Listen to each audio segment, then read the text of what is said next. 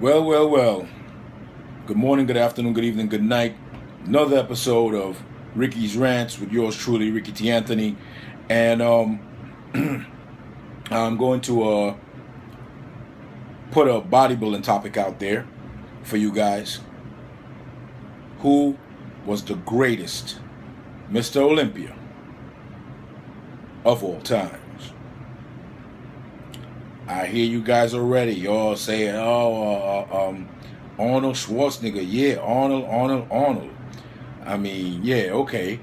Others are saying Ronnie Coleman, the biggest, baddest boy on the block, 8-time Mr. Olympia, blah, blah, blah. And everybody's going to throw their people out according to the era that they grew up in. And I understand that because everybody is just like with basketball and these sports. You know, the older guys tend to like the older guys era, the newer guys like the newer guys era, and that's just the way life is. But I like to go by the numbers in certain things, right? And I mean, at the end of the day, everybody's entitled to their opinion, regardless of what the numbers say, because you like who you like. For me, the greatest Mr. Olympia of all time is none other than 8-time champion, the first 8-time Mr. Olympia champion, Lee Haney. Now you may ask why. He went up against and defeated, I think, 5 former Mr. Olympias.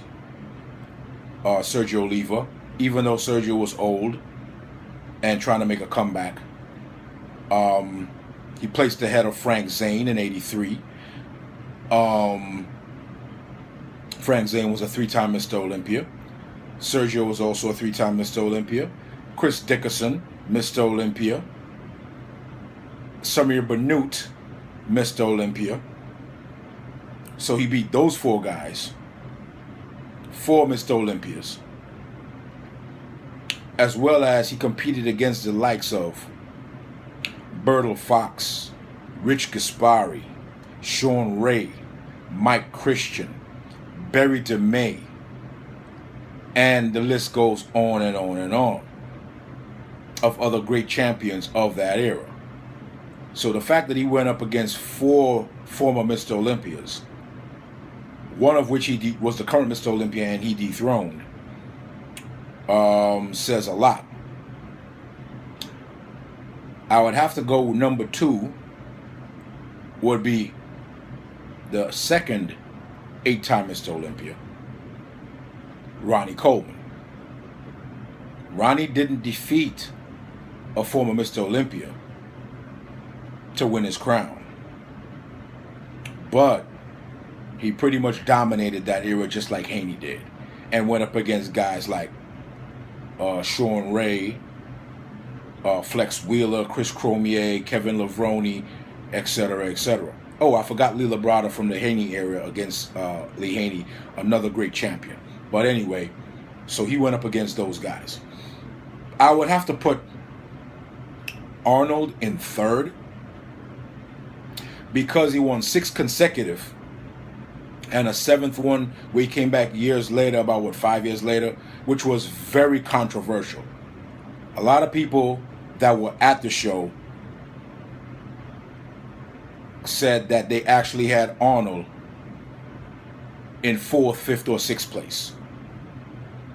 Nobody ever said Mike Menser should have won the show, so let me clear that up. No one ever said. Menser was very outspoken, and they made it all about a thing between Menser and Arnold, which sold tickets, and it sold the show. It's always good to have an arch rival against a hero. Whichever one was the hero for some was the the enemy for the other. But anyway, that really helped sell the show. No one ever said Menser should have won, but everyone agreed that Arnold should have placed no higher than 4th or maybe 5th in the show. And the guy that came in 2nd at the Olympia was Chris Dickerson. Chris Dickerson also came in 2nd in the '81 Olympia, which was another very controversial one, which they said he should have won. So Chris Dickerson could have very well been a 3-time Mr. Olympia. But back on track, that's why I have Arnold in 3rd.